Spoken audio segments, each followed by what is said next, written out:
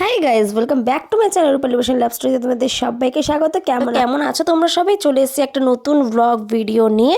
তো দেখো, সকাল সকাল আমি রেডি হয়ে বেরিয়ে পড়েছি। আর এই যে আমার ছোট্ট একটা ভাগ্নি আমাকে বলছে আমি কি একটা বলছিল, তো যাই হোক।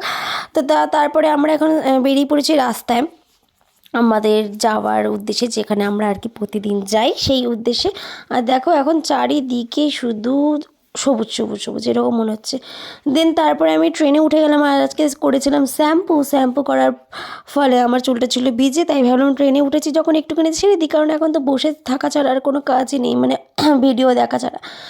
তো সেই ক্ষেত্রে যেই বলা সেই কাজ, আমি তাই চুলটা ছেড়ে দিয়ে একটু হাওয়ায় ফুরফুরে হাওয়ায় ওড়াচ্ছিলাম চুলটা।